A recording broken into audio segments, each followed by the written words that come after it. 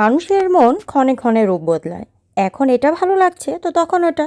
আসলে আমাদের কী যে ভালো লাগে হয়তো আমরা নিজেরাই জানি না। আসসালামু আলাইকুম, স্বাদিস ব্লগের নতুন একটি ভিডিওতে আপনাদেরকে ওয়েলকাম করছি। শুরুতেই কিছু ফল নিয়ে নিলাম, আজকে সবাই মিলে একটু ফল খাবো। আর আজকে আমার এত অলসতায় পেয়েছে যে আজকে রান্নাবান্নাই করিনি। কেন যে করিনি সেটা নিজেও জানি না। যাই হোক, আজকের দিনটা এনজয় করি। একদিন না হয় নাই রান্না করলাম। তো ফাহাদ ওর গাড়ি নিয়ে বেরিয়ে গেছে তার বাবাকে নিয়ে। এখন সে গাড়িতে রাইড করবে। আসলে ছেলেগুলোকে সুন্দর লাগেই তাদের বাবার সাথে। মানে তাদের যে এত আবদার, এত কিছু, সেগুলো কিন্তু তাদের বাবার সাথেই মানায়, মায়ের সাথে না। আসলে বাবার আদর এবং মায়ের আদরের মধ্যে একটা তফাৎ থাকে। বাবার আদরটা একটু অন্যরকম হয়। এই যে সে বাবার সাথে এত সুন্দর করে বাইরে গিয়ে খেলা করছে, এটা কিন্তু আমার সাথে হতো না। আবার আমি যে তাকে সুন্দর করে আগলে রাখি, সেটা কিন্তু তার বাবার সাথে আবার হয় না। তো যাই হোক, এই ছোটোবেলা আসলে বাবা মায়ের সাথে কাটানো দিনগুলো কিন্তু সত্যি স্মরণীয় হয়ে থাকে। আমরা যারা বড় হয়ে গেছি অবশ্যই আমরা এটা ফিল করতে পারি, কারণ আমরাও সেই ছোটোবেলার দিনগুলোকে কত মিস করি। সেই ইয়াং বাবা মার চেহারাগুলো এখনও আমাদের চোখে ভাসে।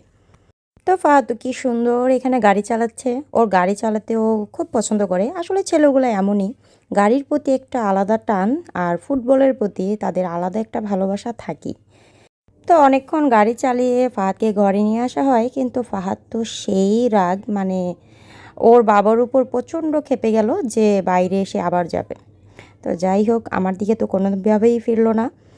তো এখানে আমরা আজকে বাইরে থেকে খাবার এনেছিলাম। তো এই পলিতে খাবার দেখে কেউ আবার নাক ছিটকাবেন না। আসলে এখানে বাংলাদেশি যে রেস্টুরেন্টগুলো, সেখানে যদি বাংলাদেশি স্বাদের খাবার খেতে চান তাহলে আপনাকে পলিতেই খেতে হবে, কারণ এই খাবারগুলো আপনি দামি কোনো রেস্টুরেন্টে পাবেন না। তো বাঙালি যেহেতু বাঙালি খাবারই পছন্দ করব, তো নিয়ে এসেছিলাম ভাত, সালাদ, তারপর আলু ভর্তা, আর দেশি মুরগি, আর ছিল পাতলার ডাল। এখানে প্রবাসীরা কিন্তু এই খাবারগুলোই খায়। এটা আমরা শখে এনেছি, কিন্তু তারা কিন্তু তাদের নিত্যদিনের প্রয়োজন হিসেবে খেয়ে থাকে। আর 10 দিরহামের খাবারে আপনাকে অবশ্যই কোনো দামি পার্সেল করে দিবে না।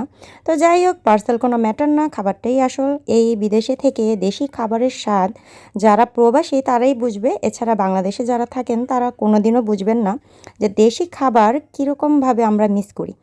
আমি তো প্রচণ্ড রকম মিস করি, কারণ দেশি খাবার ছাড়া আমার আসলে কোনো কিছুই ভালো লাগে না।